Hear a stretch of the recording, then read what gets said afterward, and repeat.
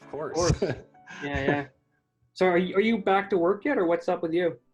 Are you Yeah. you on any shows? Or what's Yeah, I'm location managing for Sinking Ship Entertainment. So I've been doing that okay? for a long time now.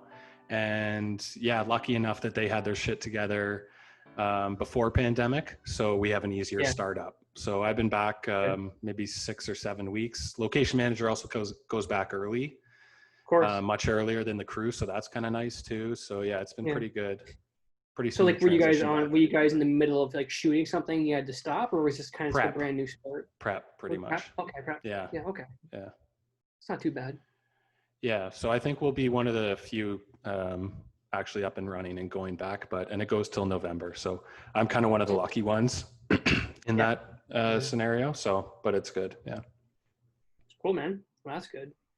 Have you been Yeah. able to take advantage of anything, Just any writing even, at least in your time off? tons of writing, tons of developing. Yeah, just trying to like reach out to people and shit, producers, just trying to get the next thing going, right? While I'm still kind of like trying to hustle porno shows. So and For between those sure. two, I'm pretty busy, right? So it's good. I mean, I plan on taking time off around April, anyways. Not this long, obviously, but yeah, it's just been like it's been good. Like I work from home most of the time, anyways, so it hasn't been too much of a shift, other Yeah. than kind of really miss, I guess, seeing other people. Yeah. That's probably Yeah. the big Miss thing. being able to go out like when you wanted to. Hmm. Yeah, I guess we're in phase three now, so I guess I don't know what. I guess that means most things are kind of back to normal for whatever. You eat in a restaurant, go to the gym Yeah. again. I don't know, but Yeah, it's going to be different for everyone finding their new comfort zones. I mean, when I'm working, I'm kind of too busy to do anything anyways. I kind of do my work and then go yeah, home, and like that, going home and chilling is my time off. Otherwise, because if I was doing tons of stuff, burning the candle at both ends, that doesn't work for me no, for sure, man. Yeah, yeah, in the yeah. industry, I've learned. So No, no, no. Absolutely. Need your rest, man. Absolutely. for sure. Yeah, that's like the worst thing is like just not having enough sleep. At least for me, I'm not really good at function. I've been doing a lot of more, not a lot more, but I've definitely kept myself having more naps in the afternoon during the whole quarantine thing. I don't know. Yeah. I don't know, just You got to get your routine. You got to find out what works for you. that's it, right? So yeah, yeah, but yeah, man. But thanks for thinking of me and having me on. Yeah, this is sweet. Thanks for coming on, and welcome, essentially. Now, one thing I want to ask you about is, I'm sure growing up, my first name is very easy to understand and pronounce, but everyone always butchered my last name growing up. I'm sure you ran into similar things with your Yeah, yeah. name everywhere and still to this day. Still, yeah, Um, yeah. so, I mean, It's I think the first time I ever heard your name, I immediately thought it was Kire, and then I think someone said no, it was Kire. Now, yeah, so set the record straight. Give us the full thing so everyone can understand. yeah. So it is Kire Paputts. Kire But when Paputts. Kire Paputts. When people do say Kire, I don't. I mean, I'm just used to it, but because it's also kind of spelled that way. I think I'm supposed to use an accent on the E or something, but I just don't. Maybe that would help. I don't know. So I mean, I've grown up with it. Like supply teachers were probably the worst, right? Because Yes, the whole of class would course. just fucking erupt in laughter, and you can kind of get used to it. Funny, like some of those names you kind of grow into.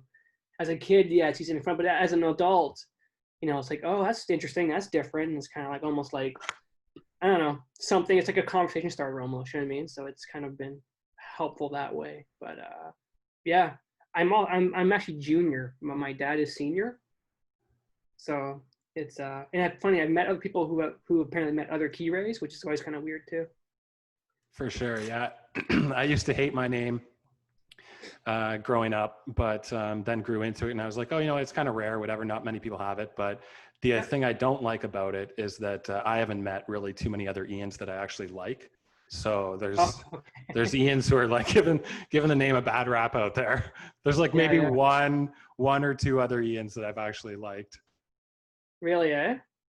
I know another Ian who's a good friend of mine. He's a good guy. So That's good. yeah, I mean, yeah. I would be curious to meet another Key Ray and see how they were.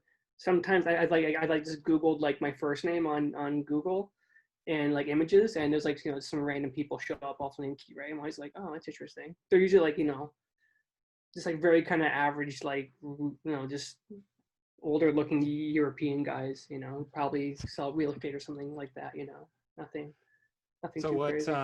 even at like film festivals and stuff like that, like you mentioned supply teachers, but you've had some Yeah. like quite a bit of experience on festival circuits. Like I'm sure Yeah.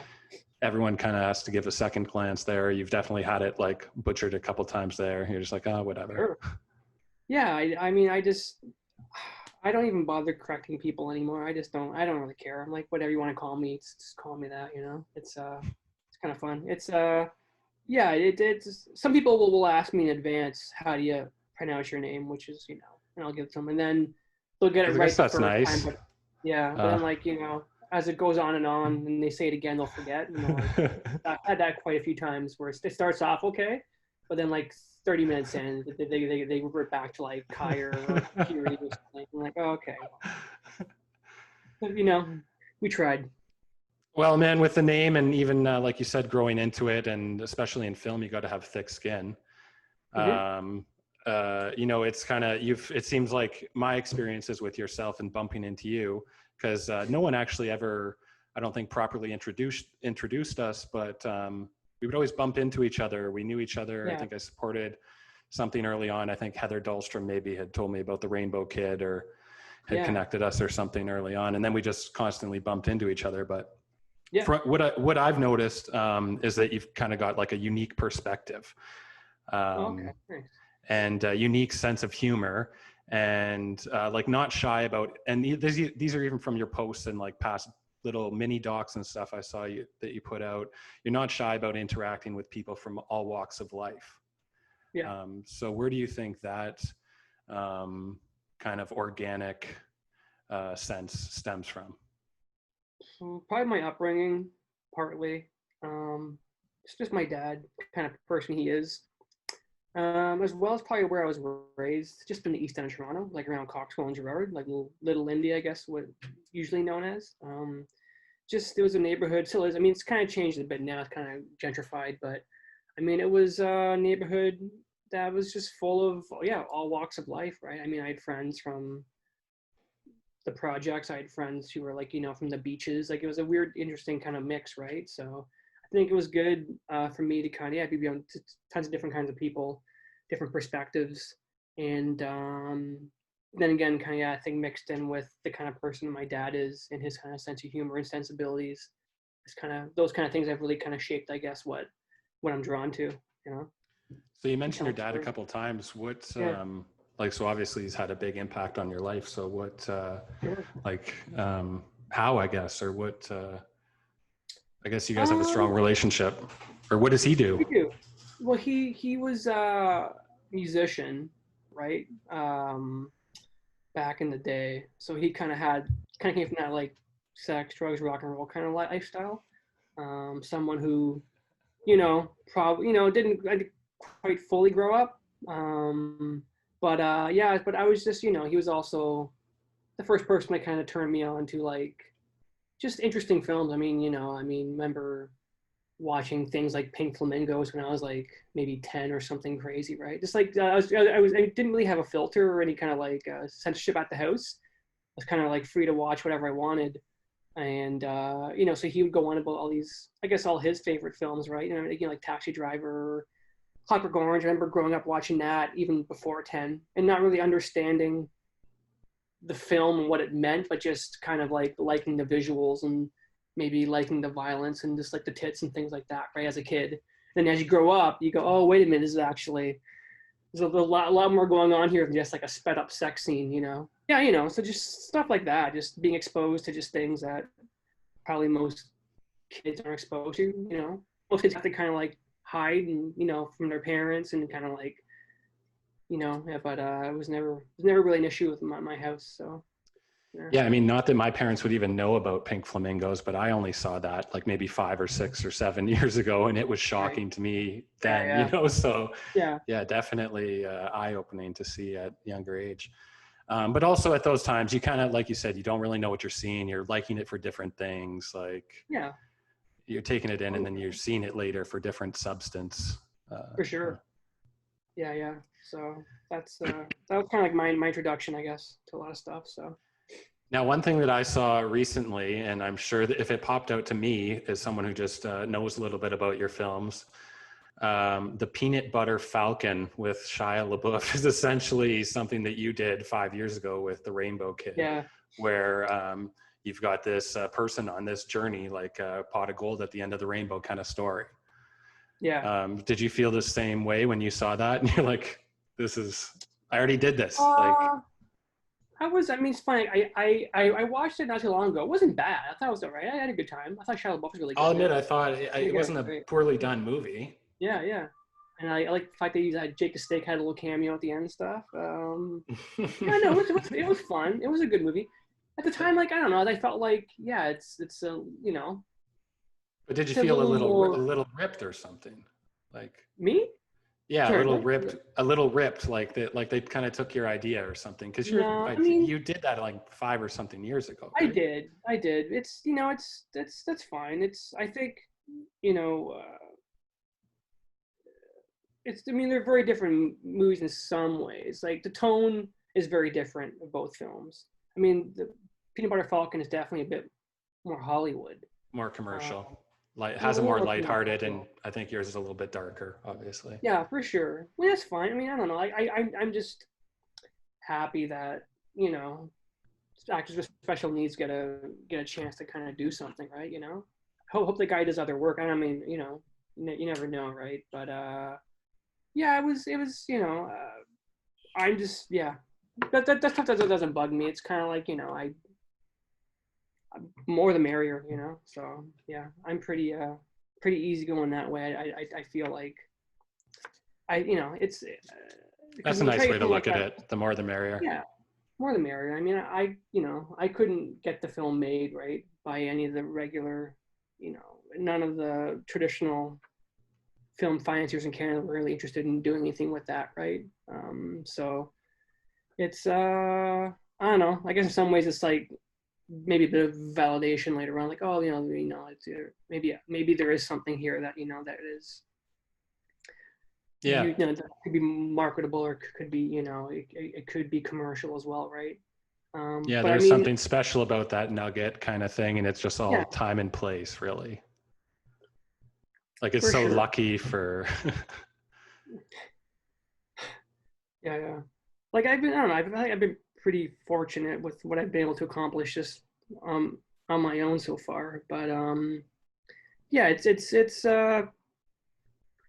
those things. Yeah, I just try to stay positive when those kind of things happen. You know. For sure.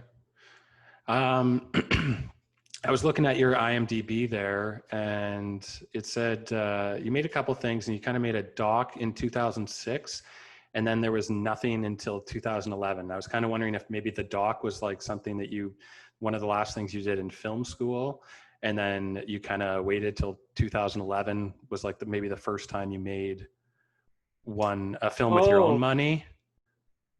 Because so I you know there talking was a about break. I know there was a break for yeah, me of like 5 years of graduating film school before I was like, oh, I can do this and get my own money and wrangle and make yeah. a film, my first film, you know? Are you referring to Only I Know? Maybe is that the doc? That must be it. Yeah, I think so. That was something. That was just like something I did leading into university and finished kind of the first year of university. It not that nothing to do with school. That was something I was doing on the side. That was basically like a really kind of raw um, look at my family and just the idea of like just the nuclear family in general, how it doesn't really exist and kind of what is normal. It's kind of like me and my sister's relationship, how it was kind of like basically was in a pretty bad state at that time, why it had gotten there, and just looking at the different family dynamics and what was happening and stuff. So it's extremely personal. In many ways, it's very therapeutic for me to do. Whenever I finished it, I didn't really know what I was doing with anything, so I kind of just didn't do anything. I had a screening of it once or twice, but it's one of those things I kind of just you know, I'm glad I did it at the time, but now I'm kind of like, I just don't really, it's just, it's so personal, and things have changed so much since then. I kind of just like have put it to bed, and kind of just left it. But yeah, it was definitely my first kind of, I would say, something, first thing I'd done that I was probably proud of. You know, I felt like, oh, it felt like there was moments here of like a real movie. It's like real emotion. It was like real, you know, it's a real story here. So I tried to make a feature before that with some friends, and that was a total fucking nightmare. Not nightmare, just it was just like something. Now it's like you don't even talk about. You just kind of like Yeah. it didn't. I mean, it happened, but it's just like, you know, it's like no one's ever gonna see this thing. You know what I mean? So it Yeah. was. Well, me and my Yeah. friends have a saying, burn to learn, right? You got to burn to Mm. learn. So, Oh yeah, man, for sure. Yeah, yeah. No, so where did you go to film school? Ryerson. You went to I did the Ryerson. film program for Okay. Ryerson. Yeah, yeah. So, And were you one of the only people, did you notice, who actually went on to kind of have a career, or did you notice a lot of people went on to do things? yeah, I think there was a few. I mean, our year was pretty good for some people. Like a lot of the people who work on my films are still people who are from or good friends of mine from Ryerson. Whether it's James Klopko, who shot basically Right. all my shorts and shot Last Porno Show. Mike Piero, who edited both my features. Um, James Vanderwater, who produced with me all my shorts and edited most of my shorts. Kevin Cricks, who went on to, he's basically now like with Rhombus, he's like producing like Possessor and a bunch of like other films for them now. I mean, I don't know what's happened to Ryerson since, but definitely like our year, the year ahead of us, and the year behind, there's some pretty interesting people doing some stuff now. So it's good. It's I mean, I think the best thing about Ryerson was just meeting like-minded people and meeting some good friends. You know, some of my best friends now, right? Who I Mhm. still work with. The actual education part was questionable, you know, but Yeah, same for my experience. I was going to be a teacher going to Lakehead, and then instead of upending my entire life, I just switched over to film production at the local college there, which I didn't even know they had, but always knew I wanted to do film. Same thing, yeah. didn't take much from the program, but a totally different experience. There was people who thought they were like-minded people, but it was an opposite sense where maybe only 5 or so people from the entire class Mm-hmm. went on to actually do something. You start out with 150. By the end of the first year, it's already down to half. By the end of like the second year, it's already down to half of that or something like that. Right. Yeah. I mean, definitely people dropped out or didn't, you know, move on or just did different paths.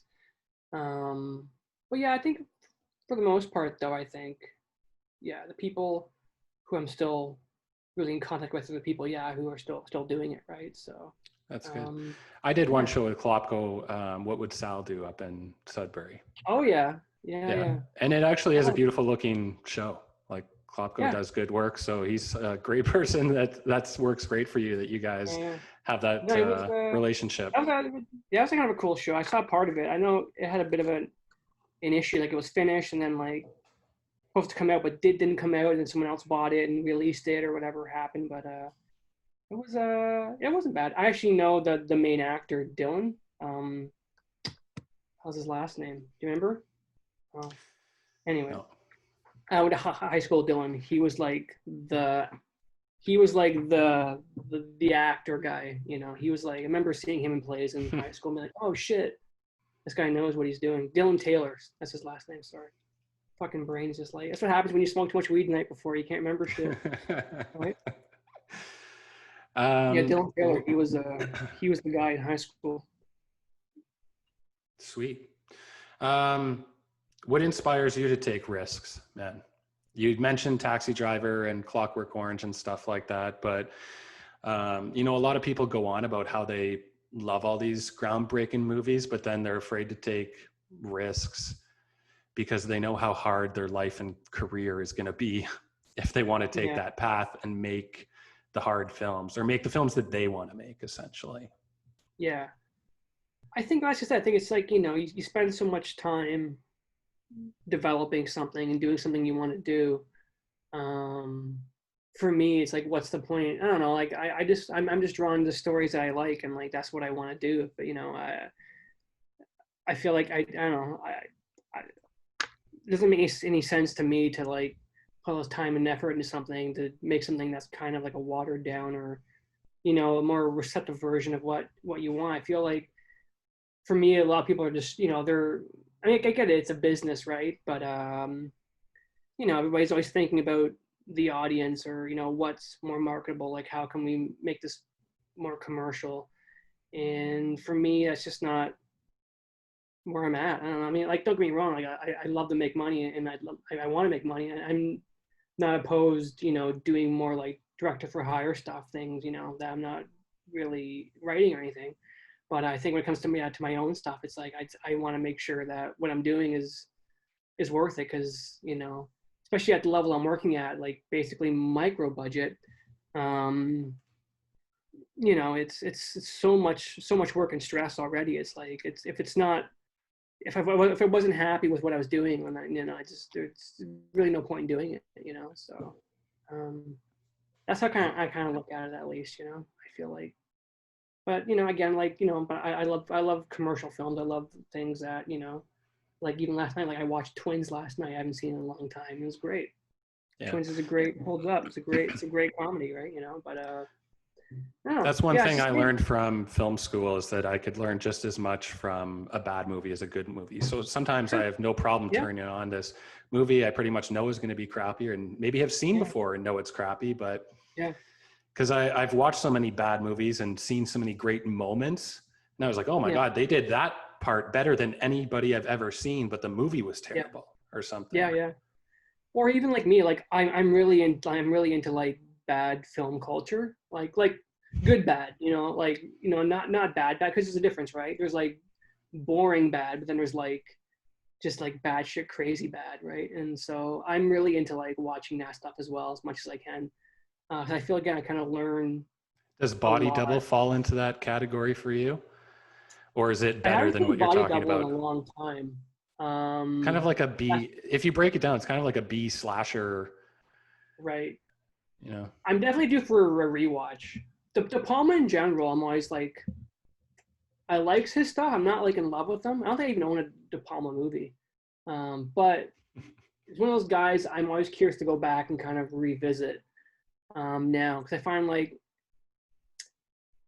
I don't know, maybe it's different people. Like, you know, I've noticed a lot of films I didn't like the first time I watched them, and I just kind of like wrote them off. But now I'm starting to like go back and revisit a lot of films that maybe didn't like quite as much the first time, because, like, you know, maybe it's just 'cause I was too young, didn't get it, or just wasn't in the right headspace. And so I'm making more of an effort now to kind of do like rewatches of like some classic stuff, and hopefully change my opinion. And it has some films I've been watching, like, oh yeah, this is actually great. I don't know what the fuck I was thinking the first time, you know, when I said I didn't like this. So that's always fun, to kind of rediscover a film, yeah, you didn't necessarily think you liked, you know, and end up loving it. So I should definitely give De Palma another go on a few things. Well, the reason why he comes to mind is just there's a shot, the way the last Porno show starts is very De Palma-esque, with this dragging on one shot that he uses all the time. And Carrie, it's like the Yeah, kind of thing he's kind of known for, is really dragging out a yeah, shot and but have it still be interesting the whole time, and all these different. yeah, yeah. So yeah, I really like that. But definitely everything you said. I mean, obviously every director still needs to make money and get a paycheck from somewhere. Sure. Yeah, Are you absolutely. still, I think I saw your name on some Talent Drivers stuff. Oh yeah, So tell me about that experience. yeah. Well, I mean, I know like Michael O'Hara, and I know like Jerome McCann, who's like the main guys behind it, because they're both talent drivers, right? They're trying to transport, right, in the industry. I know them through Colin Brunton, who I've worked with like forever, or just he was like my mentor, still is my mentor, I guess, forever. And so yeah, so they were getting this thing off the ground, and Michael needed someone who was non-union to come in and direct. I mean, I think Michael just should have directed, because he, you know, he had a very strong vision of it. It's his baby, right? He knows what he wanted, and a lot of the stories are kind of based roughly off true experiences that they've had. So I felt like my job for that particular was kind of just more to kind of come in and just kind of make sure Michael's kind of vision kind of came to life. I felt like he was dealing with like a production company, and I think he was just feeling overwhelmed with a few things, and so it was probably nice to have someone who had his back and was like, to kind of help make his baby come to life. So I kind of saw it more like that, because it was the first time I really was involved with something that I didn't write any of it. I wasn't really around for much of the development at all. I was just kind of like brought on last minute, right? So, but it That's was fun. from viewing that. That's one thing where I thought it could have used some work is the story and development. And I bring up one thought exactly that kind of changed my mind on it, because I thought there was a lot of good things about it. Yeah. But essentially, I thought it kind of bailed on its own idea by not telling the truth, because at the end of the episode where Nick Campbell, I believe, has been shitting on actors in the crew the whole time. Yeah. At the end, Michael goes up to him and is like, you really shouldn't treat people that way. And Nick's like, you know what, Michael, you're right. Let's everybody group collective hug, or that's a generality, but essentially that's what happens. And I'm like, it'd be even funnier and would actually make it, you could really run and make this a show and all these different ideas, is if he's like, shut the fuck up and get back behind the wheel. Right. That's the truth. You're Right. never going to get someone. And I was like, if they took those little turns, this show could be successful. I think. Yeah. Well, it's funny, like they have even crazier stories that I know about that weren't on the show. But I mean, part of that was probably just because, it's CBC, right? Like, how much can you really get away with? You know what I mean? With a show like that. I think you still could have had like a hard-nosed director. It just would have seemed more Seinfeldian, that you have this guy work up the courage to say something in front of everyone. And he just gets shit on. And that's humor to me. That's humor for sure. Where, I don't know, it kind of copped out a bit to me, where it's like, you know what, you're right. And I'm going to start being a better person. Right. But you watch the episode, that's what happens on the surface, right? But behind his back, he gets fired because of that. He stands up, you know what I mean? So there's been a bit of like that kind of like two-faced kind of director, producer kind of character, which I'm sure happens in the industry as well, right? A lot of backstabbing and shit, right? As well. 100%. So. I just finished a chat with someone mentioning that. Oh, really? Yeah, I just finished. Me and my buddy Zucker were talking about 1994 versus 1999 as the best movies ever. We ended up chatting for like 2 hours and 3 hours. It had to be a two-parter. And we got to Bowfinger, which is my favorite movie, because it just, that was the movie that inspired me to make movies. I was 13, I saw it, and Steve Martin was just like, this is all it takes, $2,000 cash. He's like, that's after gross, and he just finds all these reasons. He finds all these reasons to make a movie, and that's kind of what my life has always been, because I've never had the cash, never had the help. Always had to figure it out and kind of fight for it just to make crappy pieces of shit. But that's where I burned to learn, So like now I know what I'm talking about on some sort of scale, so, but yeah, Bowfinger came up, and I was like, there's every kind of I've met every kind of person in the industry from that. And there's so many backs. And I think we were talking about maybe Ellen too, how Ellen came up, and I'm like that.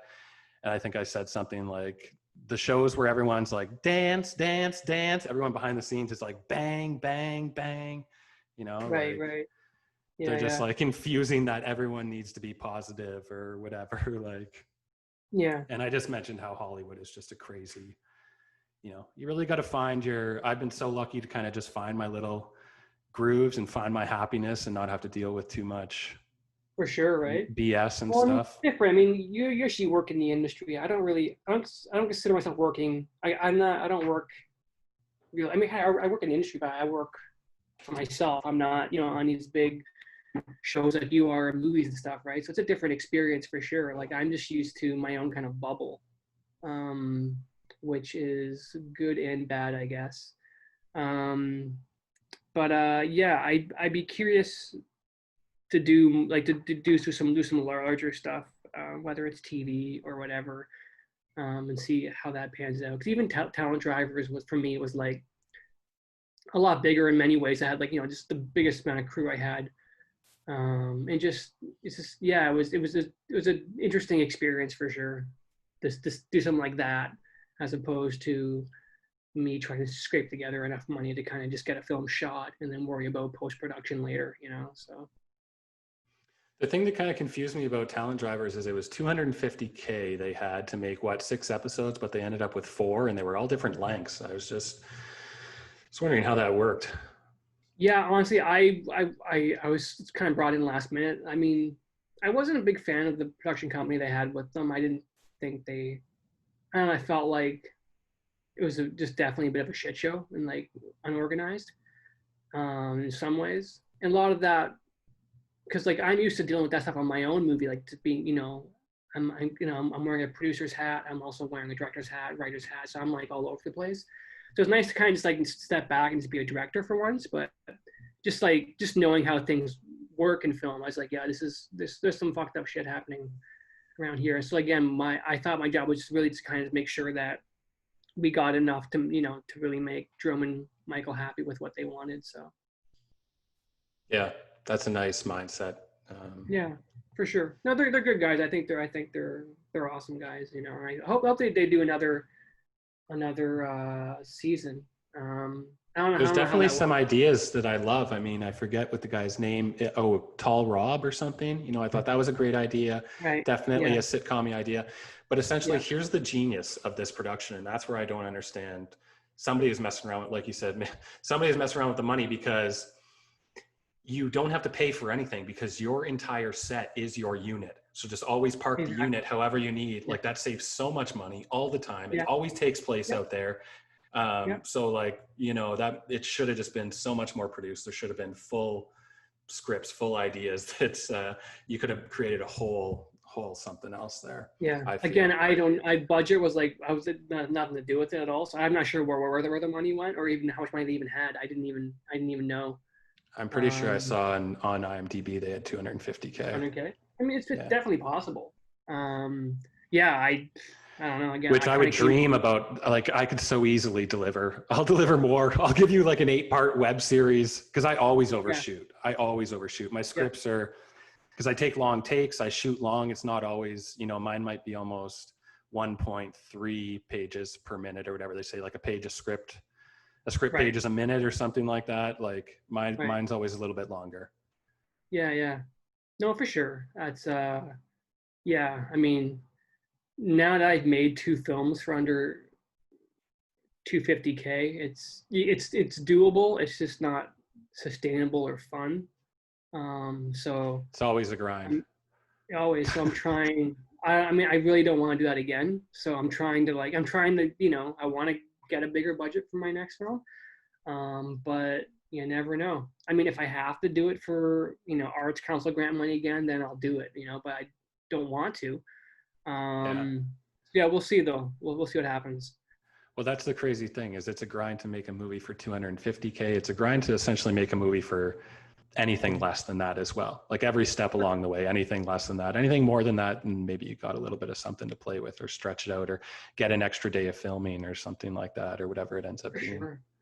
Yeah. I mean, the only good thing about having no money is you can just do whatever you want, right? I mean, you don't have any suits telling you, oh, you can't do that, you can't do this. So that was the one, that is the one luxury of having very little money, is that you could kind of contain total control.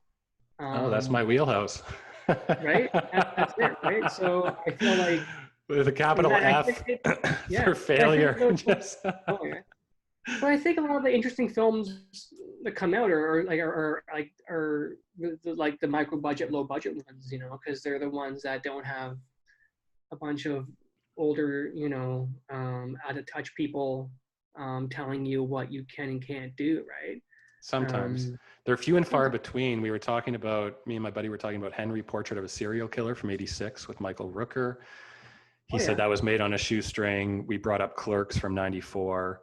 And then there's another one, I think, in '99 that was super cheap, Blair Witch. So. Yeah, Blair Witch was like a game changer, right? That was huge. That the money, just like the marketing behind that was genius. I think that's where that movie really, was a game changer. Just this creating this whole mythology around this thing, was this thing real or not? You weren't even sure it was a doc or a feature at first. Yeah. And then, Yeah. time went on, like, oh shit. A lot of people took advantage of that, even Fubar. I remember the first time I saw Yeah. Fubar, I thought the death at the end was real until, you I find haven't out seen that in a long time. it's a I'm due for character name. rewatch.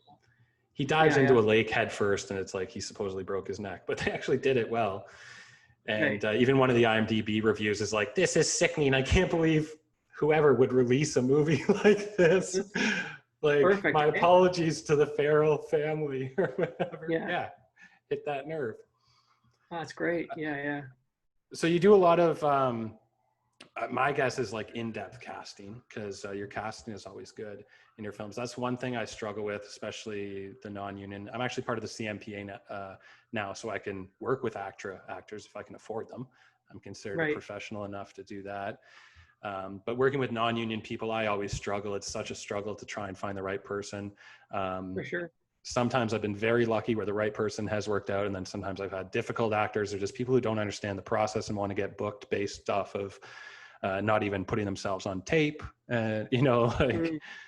Tell me about, have you ever had experience with a difficult actor, say on set even?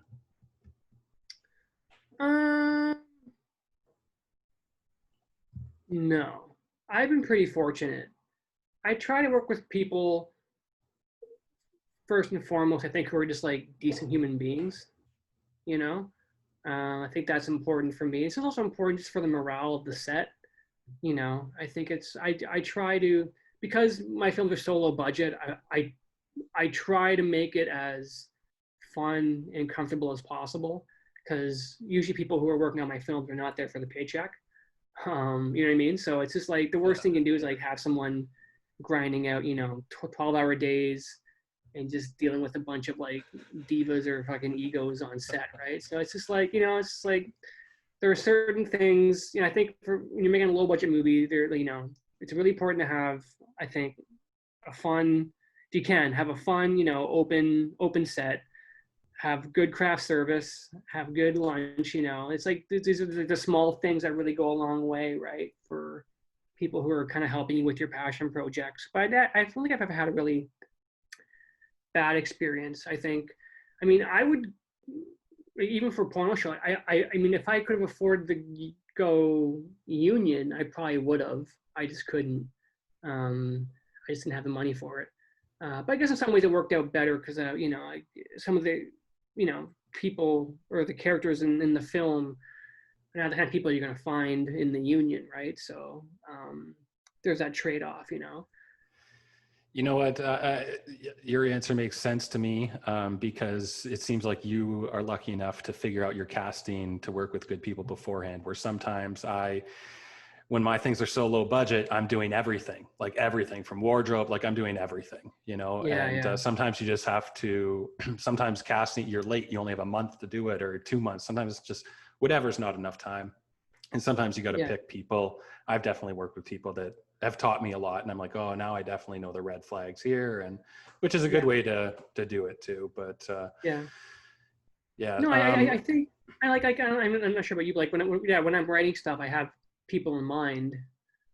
I have people in mind, everything from A-list celebrities all the way down to like my friends, because I'm not sure where the movie's going to land or how much money I'll have to make it. It's like, okay, well, if I end up here, I'll get this person. If I end up here, I'll get this person. Yeah. It's always so nice to dream. I used to do that as a kid. Basically, Ed Harris. When I was like 13, I used to write James Bond scripts. Right. And it was basically just copying the beginning of GoldenEye, but my own version of it all the time with like the double twist bad guy and like all this. There's always Ed Harris and this other character, this other actor, Tacheki Karu.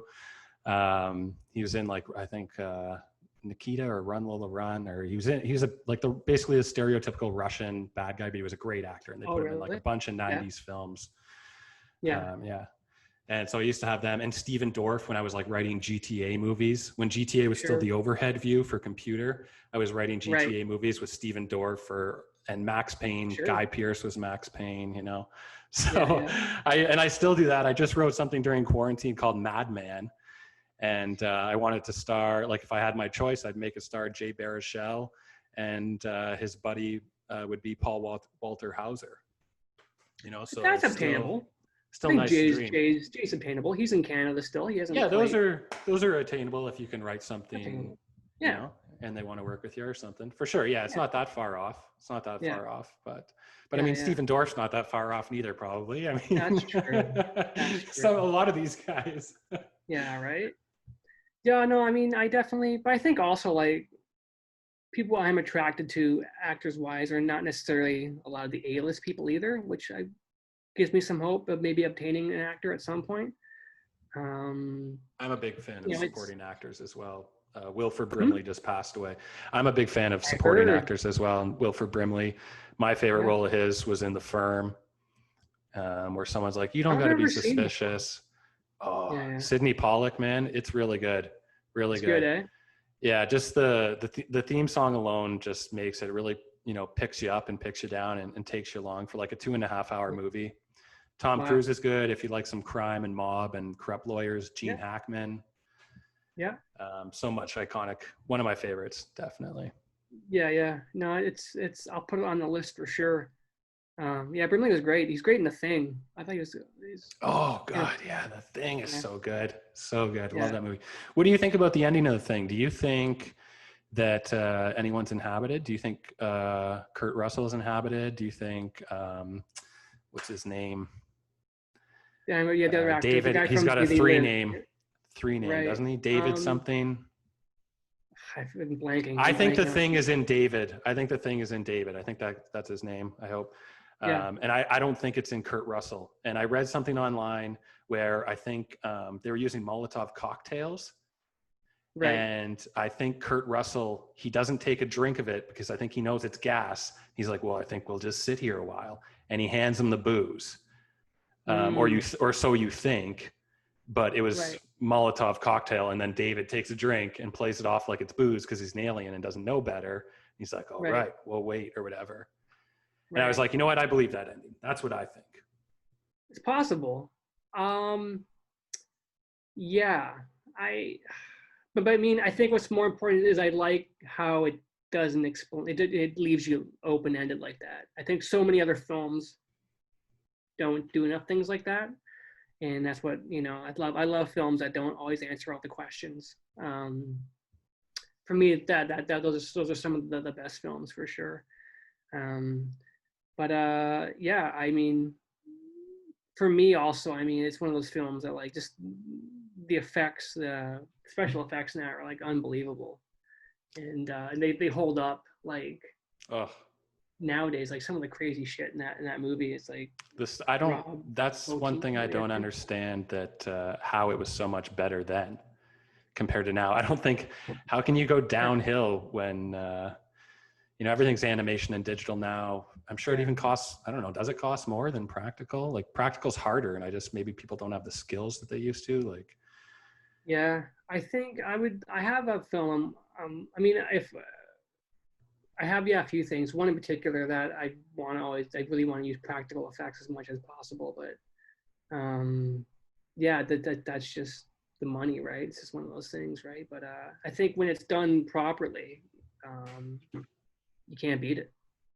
You just can't beat like it. Ninja Turtles and The Thing, like even those costumes in Ninja Turtles, I thought I'd much rather watch something that's practical.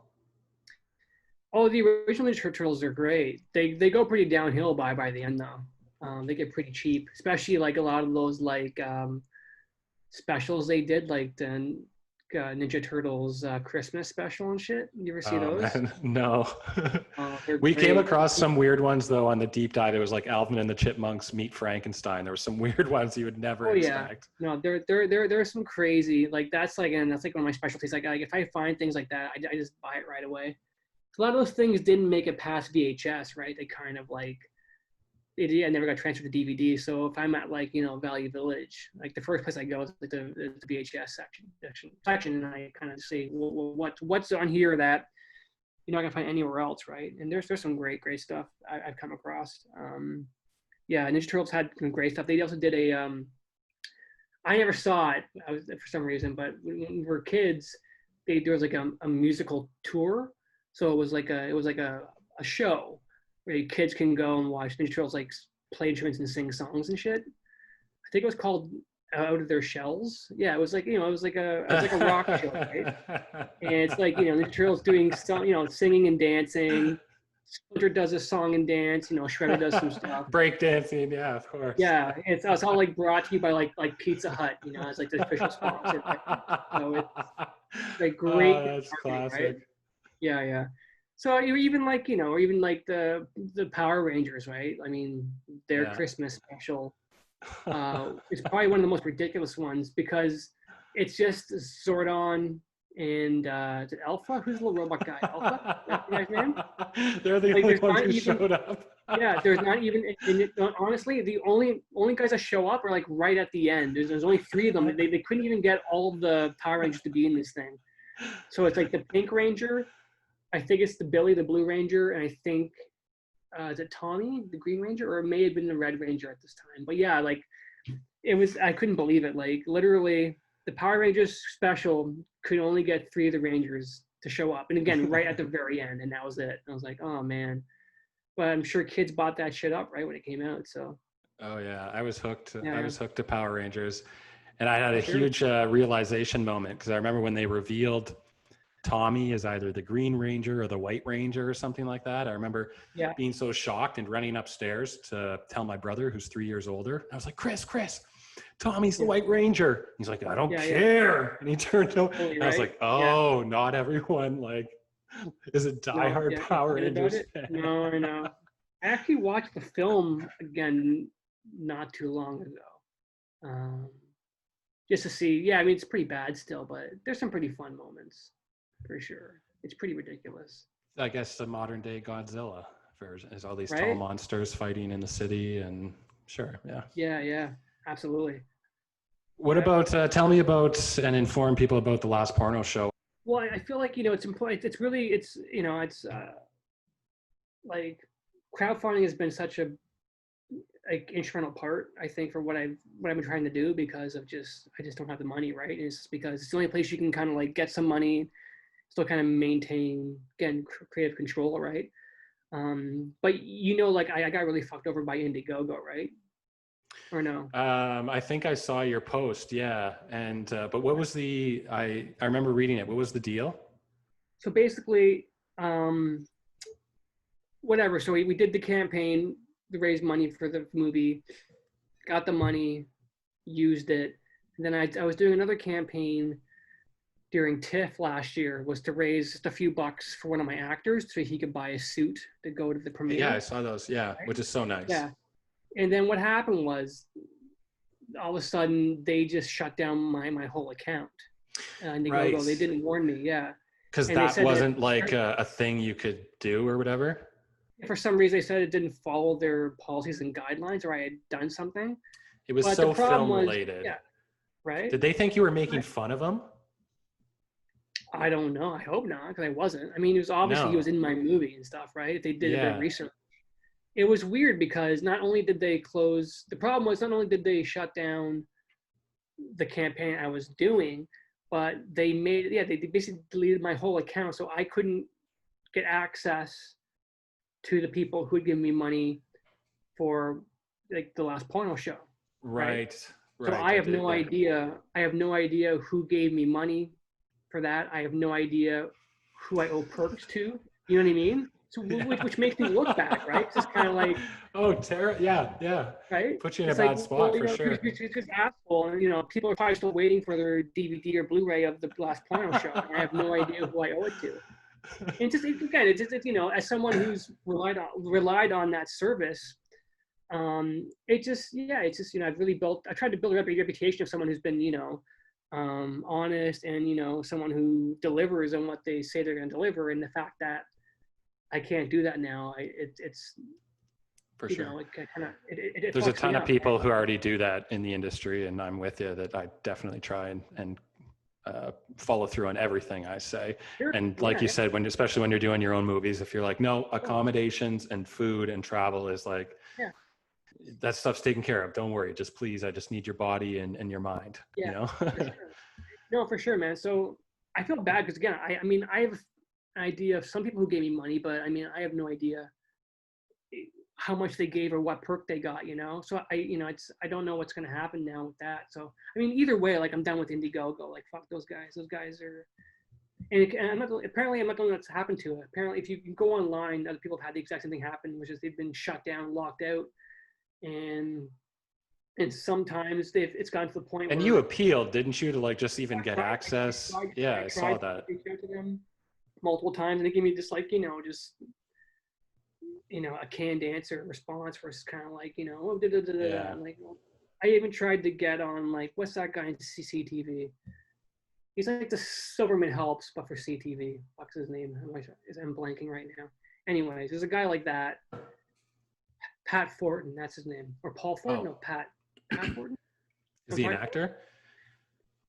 Pat Thornton, No, I he's think, just played the guy Rob Ford who's in that Filth City movie. Did you see that Filth City movie? I'm the wrong guy. No. Which one? Oh, the Rob Ford, the one who was made in Toronto. Tower? Oh yeah, no, Filth City. Filth City. I didn't see that one. I saw Run This Town. What'd you think of Run This Town? It wasn't my thing, but I also didn't think the prosthetic looked that really good on Rob Ford prosthetic. I thought was right. I haven't seen it. I'll see it just to see what they did, maybe.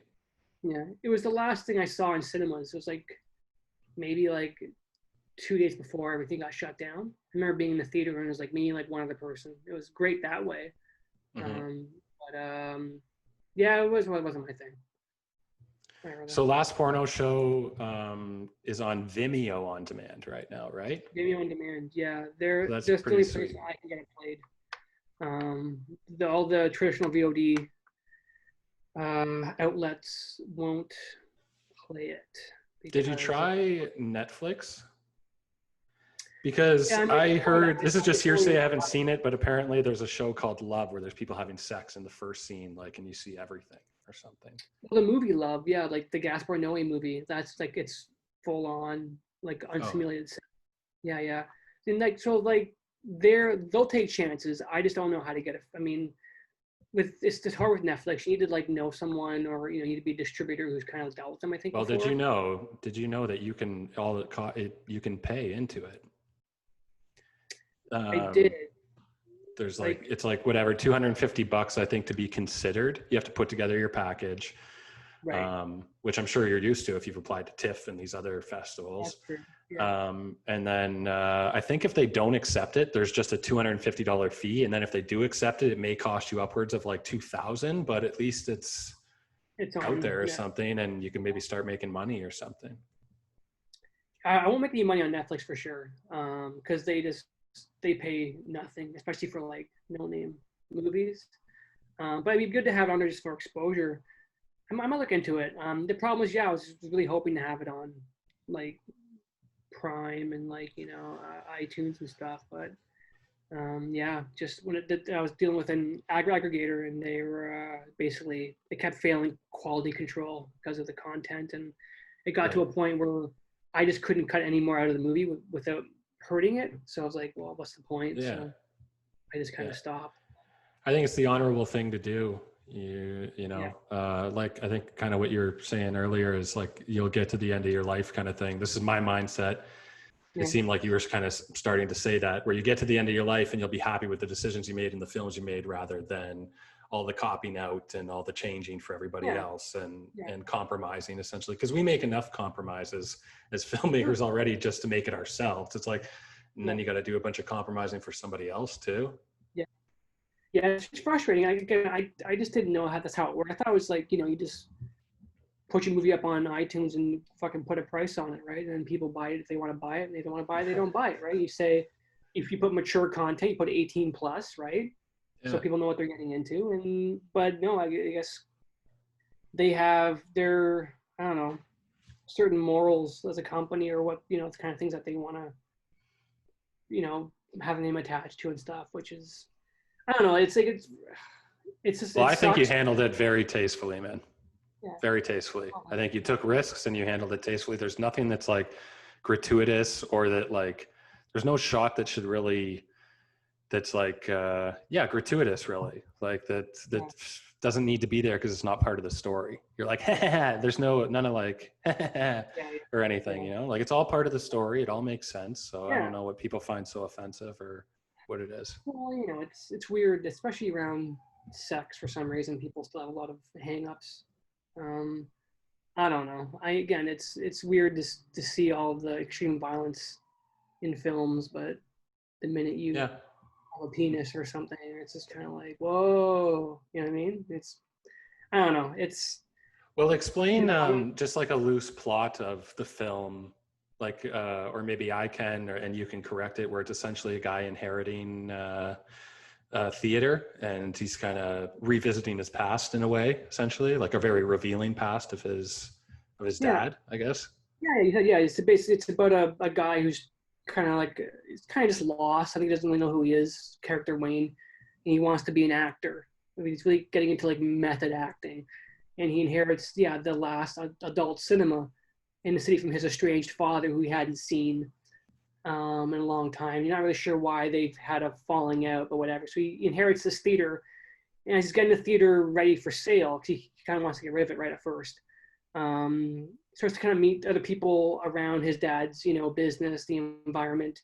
At the same time, he lands a role in a movie that's kind of resembles his father. So, as a way to prepare for this role, he decides to keep the cinema open and run it as a kind of like a method approach to kind of like feeling and understanding who this character is, while kind of sometimes he's kind of discovering who he himself is, and his past, and who his father really was that he didn't really know. So it's kind of, but it kind of goes off.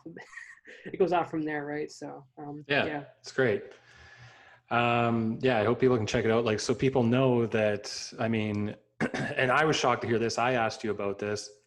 I said, you've had 2 feature films get accepted into TIFF, yeah, and one even nominated for Best Canadian Feature, which I think I saw Last Porno Show was nominated and it lost out to, I can't remember the name of the film, but I was like, oh yeah, everyone was raving about this film, but I had no idea what it was. I don't know. yeah, But it's just kind of shocking to hear like that doesn't change your whole trajectory, because, and that people aren't like asking you to do union stuff or just other stuff yeah, or more, or just whatever. Like, it's kind of heartbreaking, I think, for indie filmmakers who haven't had your success to be like, wow, you can still get into TIFF, which is like almost everyone's goal yeah, as a filmmaker, and still like with a great film that a ton of people are like, wow, what a great film. And then nothing comes of it. yeah. Yeah, I mean, I noticed that especially after the Rainbow Kid. I was like, oh man, I'm in TIFF. It's gonna be a big deal. And afterwards, I still couldn't get an agent, couldn't do anything really. And it kind of was just back at square one. I still couldn't get any real money for my second feature, which was the Last Porno Show. And so, yeah, it was literally, in the exact same position I was with the Rainbow Kid. So I did it again. And even now, it's like, I'm reaching out to like producers and other people. And it's tough. I'm not, I don't know if I think part of it is because what I'm doing is not necessarily, I mean, I think what I'm doing has commercial appeal, but I don't think anybody else really understands or sees that. It's it's tough. I want to be true to who I am. But I also understand maybe that to make the next jump up, I'll have to make certain sacrifices, maybe in terms of you know content, just not so much with the story I tell, but just how I tell it. I felt for the Last Porno Show, all the decisions I made felt right for the movie and felt right for the world I was creating, and I was happy with that. But yeah, I just think, I don't know, and even now I'm trying to figure out, like, it's just finding people I think who get me and get what I'm trying to do, and that's the toughest thing, because I don't know if there's a lot of other people in Canada who are interested or even doing kind of stuff that I'm interested in even doing. I was trying to find out, just researching, other producers and stuff, and trying to figure out, like, well, who's making other films, or who's producing other films that are kind of similar to mine, and I can't really find much. you know? So it's like, where do you Yeah. start then? You know, where do you start to look for a producer who's going to understand what you're doing if you can't kind of see other things being made in Canada that kind of appeal to yourself, right? So it's Yeah, tough that way. there's not too many producers who are looking to take chances, I would say, For and sure. take Right? risks. Yeah. That's why like the risk taking films are always like self-produced by the person who has the passion Right. to do it, you know, because it's Yeah. really hard. I think that's how you weed out a lot of people. I know there's a big stink in the industry that there's funding and stuff not going to the right people and stuff, but I don't think, I've never really been a complainer. Yeah. So I always said, well, no one's going to give me funding to my movie. And you know what? No one actually deserves, like, no one needs to neither. Like, I can't complain if no one's giving me money. So Right. I kind of feel like if you really want to be a true filmmaker, you got to put your own money where your mouth is and kind of Sure. like, Yeah. you know, follow through. Like I've never even applied to TIFF because I'm a good judgment to my own work. I know my films have never been high quality enough to send there. And there's always been tons of problems where they've never turned out even remotely close. I mean, the latest one I did was a huge joke called Killer Door, and that's been the most successful one in a sense. And it's still got Yeah. so many problems, you know? Right. Well, I mean, it's good. I mean, yeah, I think it's important to have a certain level of awareness too of like what you're doing, right? And, you know, but it's always, yeah, you got to keep aiming high, right? You got to keep reaching for that higher bar, you know? Oh, I hope Um, someday I'll make something that I'm like, oh, this is good enough to put in the money and the package and put in the time that goes into all that. And yeah. Because even like the last porno show, like other than playing TIFF, and it played at Torino, that was it. And no one else will play it. Rejections like all over the place.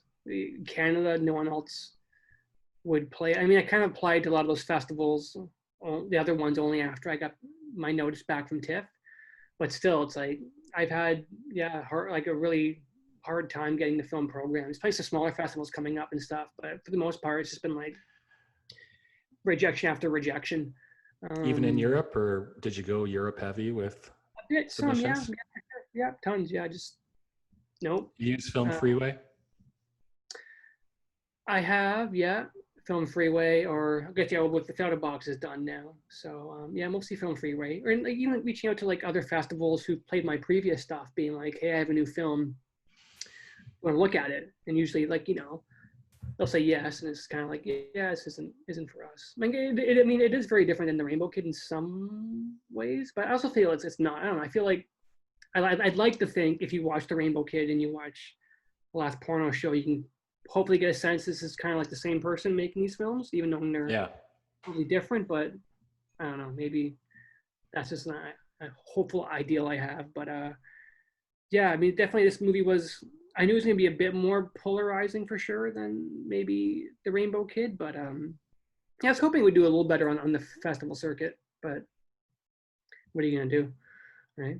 I'm looking at the poster behind you here, and it's just like, Yeah, even that, all the thought and everything that goes into that is so fun, and the design and how it looks like other movie, like it's an homage to all these other movie covers that you've seen before sure, it. And yeah, I know you like working with Julian Richings a lot. I wrote a script like 4 or 5 years ago that I reached out to his agent, and there was a small part in it that he liked, and he's basically like the indie king, you know, like, right, I'm sure I've never met him personally, yeah, but I know that he puts himself out there for all indie filmmakers, and I know you've used him a number of times. yeah, And Detroit great, Rock City just came up in 1999 with me and my buddy talking, and he's got one of the best roles in that at the end with his stash and yeah, letting the guys in yeah, to the party. So yeah. Julian's great. I mean, I would have put him in porno show if I was able to go Actra.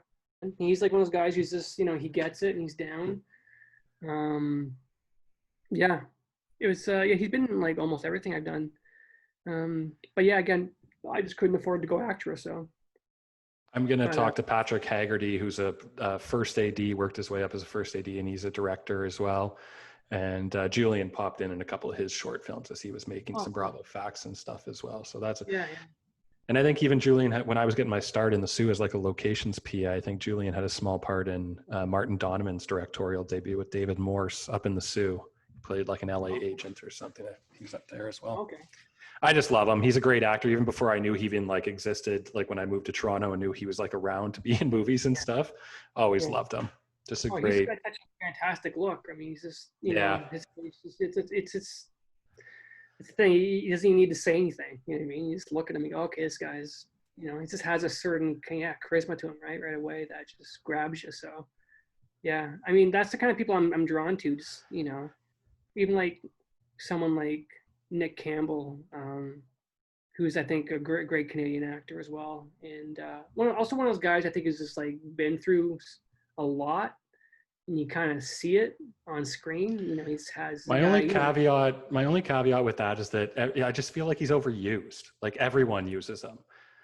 He's really in everything. Like that, it's a whole other conversation. But all those movies or all those shows like Rookie Blue and there was an Irish one about a guy in something Republic of Doyle and it's just like they're just like, bring him in as the dad, bring him in as the this, bring him in as he's just always. So I'm always looking for sleeper. I love my supporting actors. I'm always looking for new sleeper Canadian actors to model things after. Like I used to run into Ross of Sutherland all the time. I've done a couple movies with him as a locations manager up north, and then I just used to bump into him Queen West all the time. And I think he really solidified. Did you see River? I was like, damn, this is the movie that should just catapult this guy's career to show that he can do it. You know, it's a great movie. No, I didn't. That was the same year as Rainbow Kid. I didn't see it. But he also had Hyena Road that year, which was, I think that got even more acclaim or something. Well, it was huge. It was a Paul Gross huge war But I movie. saw it and I was bored. I was so bored. I watched like the first hour or something of Hyena Road. Did you watch it high or sober? Probably watched it high. Oh, really? That's the. I mean, I don't know. Like I probably just seen too many. I mean, I just watched it this year or something. I probably seen too many good war movies, like or whatever. Like even if they're glossy Hollywood ones, like Zero Dark 30, I was just like at the screen like 10 times in a row. It's like, oh, this movie's perfection. You know, like. Yeah. Did you see the Guy Madden making of Hyena Road? Oh, no. You have to watch that. That's great. Yeah. Is that better? It really it puts everything into perspective. Like you already know. Yeah, it's just great. Like, and I'm glad you watched the film first. You should go back and it's like a short. It's like a making of. Yes, Guy Madden's making of Paul Gross's Hyena Road. It's great. I think it's even Paul Gross got nominated for something, I think, for it. So I thought it was going to be decent, but I was just I wasn't into it. Well, I mean, you know, Paul Gross has his audience, right? It's probably not us. It's like my mom, you know, and stuff. So, even Passchendaele, my first job on film out of Ryerson was I helped my friend James Vanderwater. We both did the behind the scenes making of Passchendaele out and we shot in Calgary. And so that was an eye opener because that was the largest fully funded Canadian film of all time, at least up to that point. My God. It was a war movie, right? Do you remember what the budget was? Like between 25 and 30 mil, maybe. Which, my God, for a Canadian movie, that is crazy. I can't believe who did he swindle and trick for that? Yeah, I think even the Alberta government gave a bunch of money, from what I understand, into the film. And you know, have you seen Passchendaele? No, I think I was even working maybe in the theater. When did that come out, roughly? Oh man, that would have came out like 2009 or 8. It was the opening on TIFF that year. No, I did not see it. I didn't see it. And to tell you the truth, I remember it. And I think even then thought it would be laughable. And I'd probably feel the same way now. Oh yeah, it's good. You know, it's good. You know, just smoke a joint and put it on. It's a good time. It's entertaining in its own way. But yeah, so that was our kind of first experience of making a film in Canada and being on that set. It was fun. It was a really fun experience. We were out there. They put us up. We had a per diem on top of our. The best. The Top of best. our Per diem's the right, best. That's what I miss about being up north. The per diem, the hotel, just the lifestyle. right. It's like Yeah, right. you're a team of roadies or something, like a band, a traveling band. Just I used to call it a spinning tornado of money because you just show up with all the trucks, all the people, all Yeah, everything, just and then you're gone. Everybody has a blast. That's one thing I miss about being in Toronto. I kind of like it, kind of miss it. Like I said, I can't burn the candle at both ends. Whereas up there, you're just partying with the crew because that's all you have. You're going to restaurants with the crew. You're all there together, cast and right. crew. Toronto, you Yeah, just go home. I want to go home. Just be alone. I want to go home and just be mhm, alone. yeah, We see these people, so it's this different mentality. And for sure. Yeah, yeah, yeah, yeah. No, that was definitely the experience for sure. But yeah, I mean, I as much as a lot of people hate Paul Gross, um, I find his films entertaining. Whether they're for the reasons he thinks they are or not, it doesn't really matter. But I still have a good time. So I'd have to go through them. I'm not sure if I can even think of something that I might have liked him in or seen him in, other than Due South. Oh, Men with Brooms. I was a fan of Men with Brooms back in the day. That's one that I guess got me. I was the right age for that. yeah, I watched that again recently too. It's very 90s. It's crazy. It really encapsulates the 90s, like this with the soundtrack, everything. It's like wow. It's like it's almost like pulling out um, big shiny tunes one or two. It kind of captures a moment in time. I find. Yeah. For sure. Yeah. Hey, man. Well, this was great. Thank you so much. Yeah, man. Super informative and love chatting with you. You And too, man. where can people see this last porno show, or is it just vimeo.com, or is there a link you can send me a link and I can put up a Yeah, I'll link send or you a something link. like that? And It's basically it's vimeo.com/on-demand. So if you just look for the last porno show on Vimeo on demand, it'll come up. can they see anything else by you, or just keep up to date on what you're up to, like any social media or any other past movies that you have online or anything anywhere? Yeah, Rainbow Kid is up on iTunes and I think Prime and those things as well. If you go to Made by Other People on Vimeo, like the group, that's kind of like my company. There's like a bunch of shit on there. There's like all my shorts. There's some doc stuff I've done. There's like behind the scenes things, and there's just a whole bunch of shit on there you can check out as well. That's always fun. Yeah, it's probably the best place to find stuff. Cool. Well, I can't wait to see more of your stuff. I can't even wait to see. I want to see more stuff that maybe you haven't written and directed that people trust. I want to see them start trusting you, because obviously, if you can deal with like the mature stuff in a tasteless way, you can handle this other stuff for union actors and stuff just as No, no. easily, if not better. Like I don't know how no one sees that. Like if you can handle the most difficult stuff, you're Yeah. taking those chances, you're okay to handle the easy stuff. So I hope to You- see more of that yeah. stuff too. Thanks, man. It makes sense on paper. I don't know why it doesn't make sense. But we'll see. I'm gonna, either way, I'm just gonna keep pushing forward, and do my thing. So Yeah, sweet. hopefully, I feel like I'm playing like the long game. Yep, me too. Me too. Yeah. Slow roll, Well, long man. game. Okay, well, stick around after I sign off here for a second, and we'll just have Yeah. a quick say Yeah, man, goodbye. for sure. But Kire Paputts, everybody, and thanks for coming, man. Had a great time.